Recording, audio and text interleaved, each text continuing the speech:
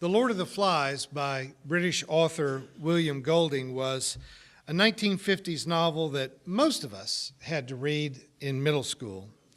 It describes a plane crash on an island in which all of the adults are killed and only a few dozen pre-adolescent boys are left to fend for themselves. Initially, they had only three goals: to have fun, to survive, and to keep a signal fire going so that a passing ship might come and rescue them. The novel then brilliantly chronicles the emergence of the darker side of human nature, even with children in a plush tropical island. The boys engaged in power struggles, dividing into rival clans, and finally actually killing one of their peers. In the end, the entire island is set ablaze in an attempt to corner and kill another of the island's leaders. That smoke does attract a passing ship, and suddenly the boys, full of bloodlust, chasing down one of their own to kill him, are confronted by a single adult naval officer, and their conscience catches them. And all at once they realize how feral they had become, how violent, how evil they had become in just a few days of being unsupervised. I suppose our teachers assigned that book to us as we were coming into our adult bodies and being pulled in every passionate direction as we struggled to become adults. But it's not as if that story could only be told about prepubescent children. This week we celebrate our American Thanksgiving holiday that embodies what we have to acknowledge was a lot of myths about the beginnings of the British colonies that first became the United States of America. The Jamestown colony was a group of several dozen adults who had the opportunity to build a new world settlement in the presence of abundant natural resources, but they were nearly wiped out by the individual greed of colonists who spent time looking for gold rather than planting crops. Captain John Smith forcefully took control of the colony and gave work assignments to everyone so that their circumstances were improving until Smith had to return to England because he was sick. And like a bunch of unsupervised children on an island, the colony fell right back into their old habits without Smith to hold them accountable. There is solid historical evidence that the Jamestown colony actually resorted to cannibalism, not just digging up the fresh graves of Indians, but there was one young woman who was evidently killed and eaten by the colony. A few years later, the Plymouth colony, that was largely founded on religious principles, actually didn't fare much better.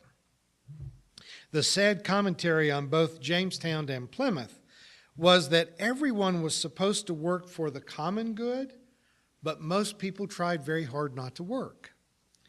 Even when public flogging, you can imagine a preacher ordering public flogging for sloth, and that didn't work.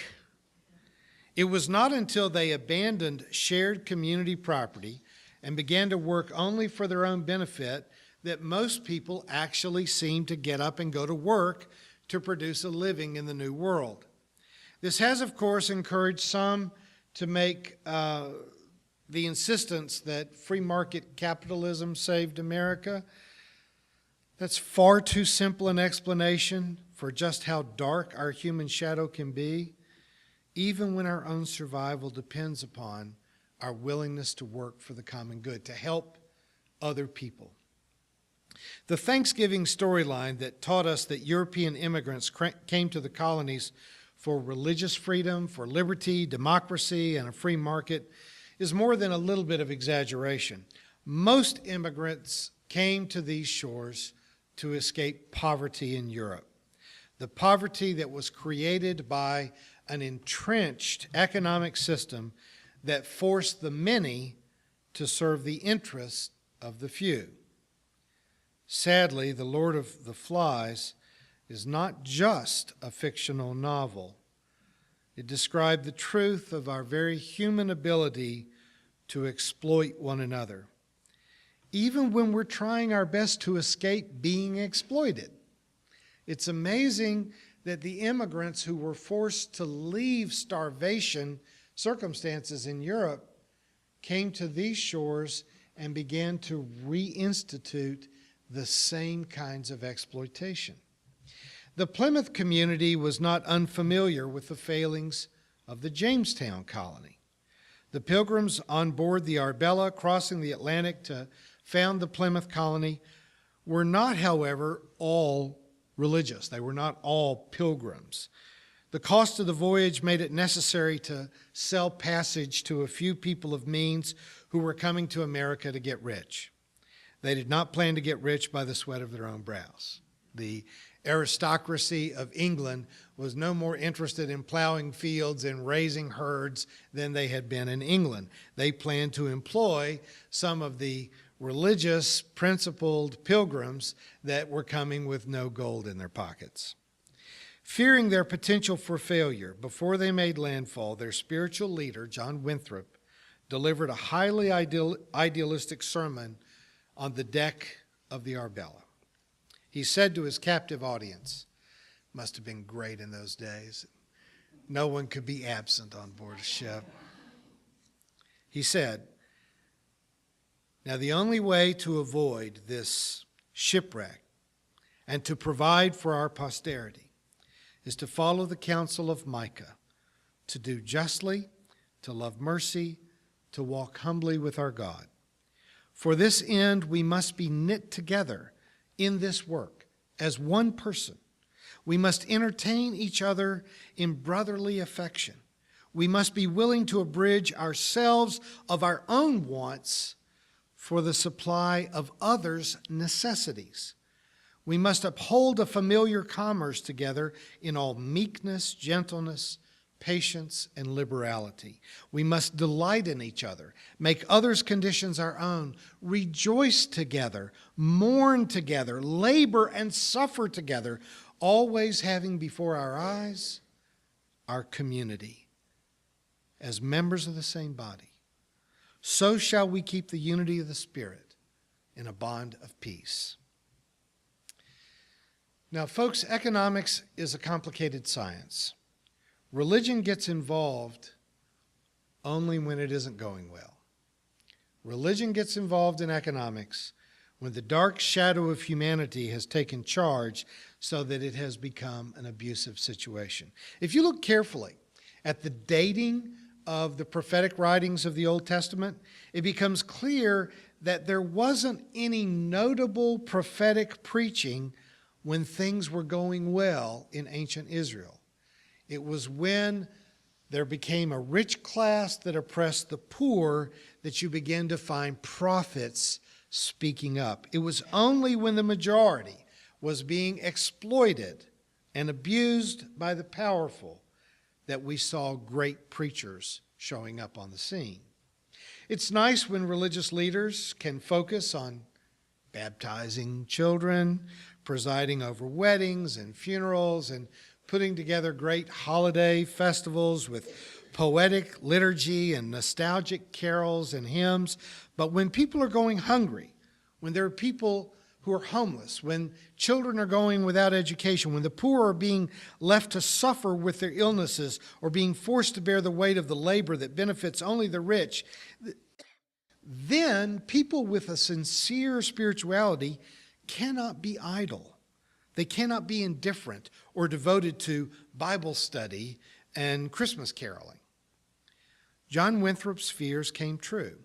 Their attempt at communal living failed, but their strategy, an every man for himself capitalist economy, hasn't been salvific for our nation either. Somewhere between the extremes of communal property and economic survival of the fittest, there is a just society somewhere in there. And we can never be blindly patriotic until we have found the right balance. We began today with this wonderful Confucian quote about poverty and wealth. We tend to think of Confucius as either a philosopher or a spiritual leader, but Confucius actually drew his paycheck from being a low-level government official. He thought about government a lot, about how a government can either succeed or fail in supporting the creation of a just, harmonious, and he would even say a courteous society.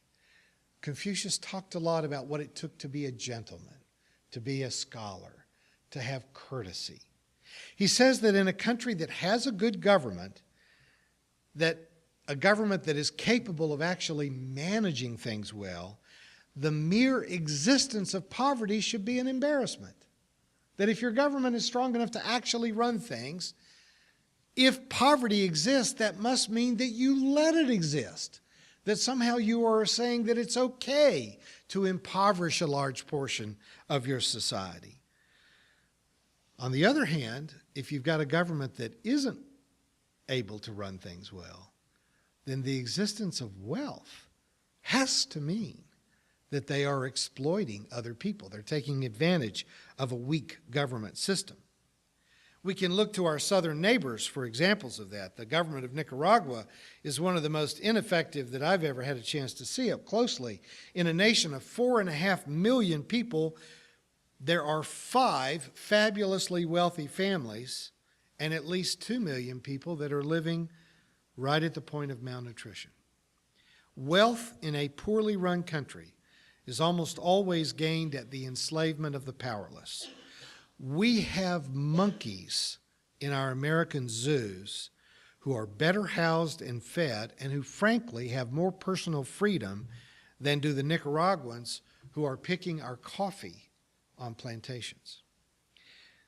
The people in our country who think that they would like to have a libertarian-led government have no idea what a nation governed by a survival of the fittest really looks like.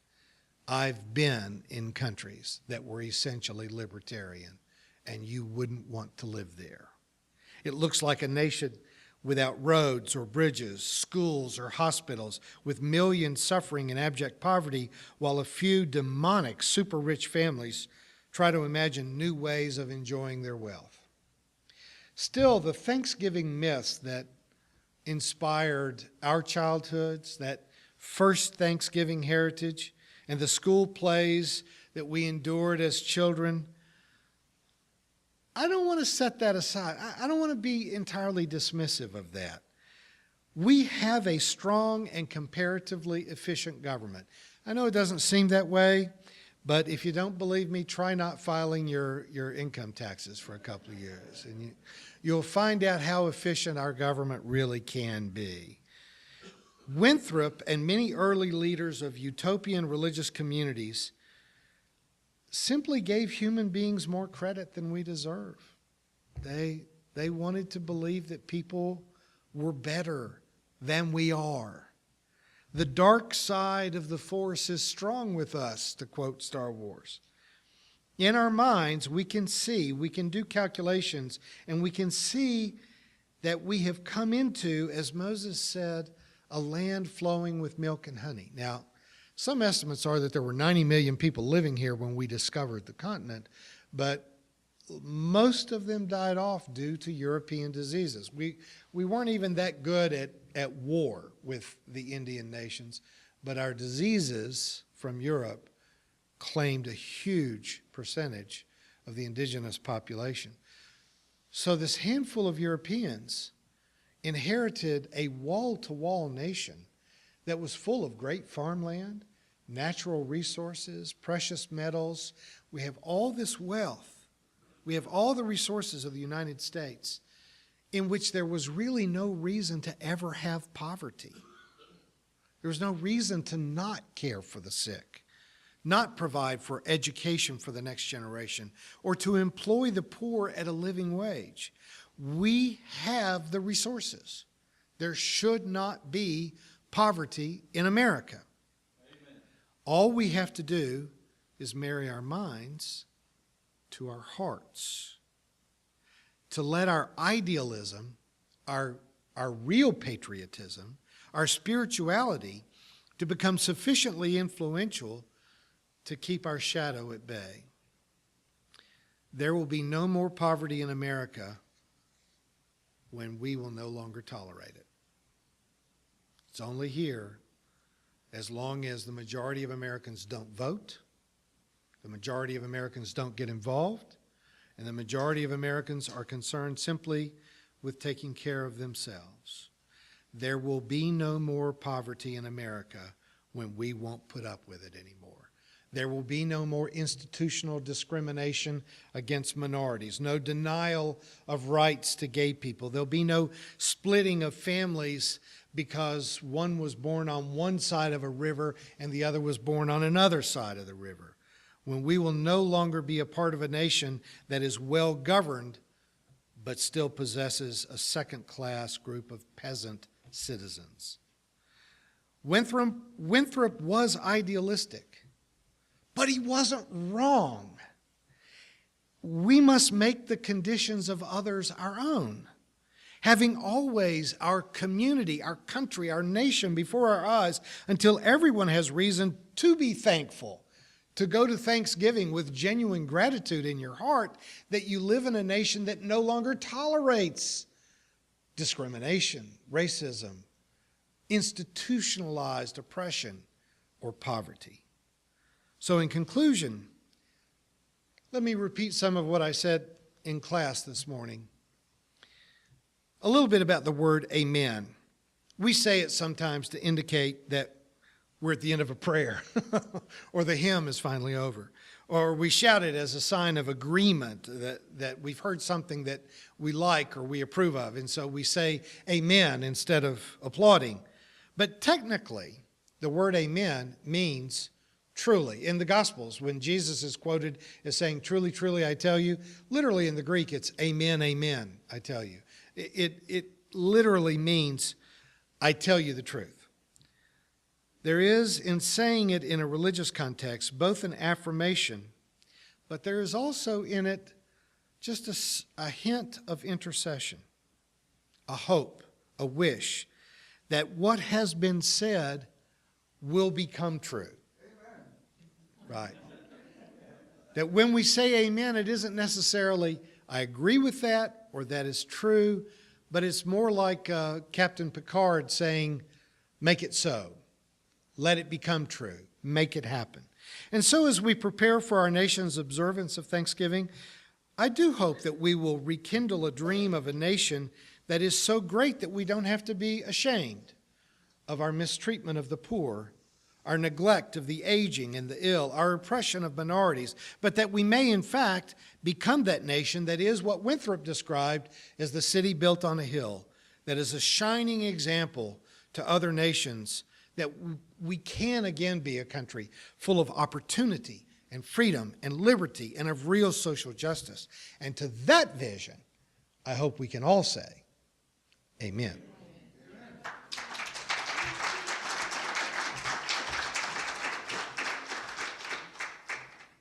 You have been watching a progressive Christian video from the Community Christian Church of Springfield, Missouri. We encourage our viewers to donate to our efforts in feeding the homeless and hungry of our community. Write to us at Rev. Dr. Ray at AOL.com for more information.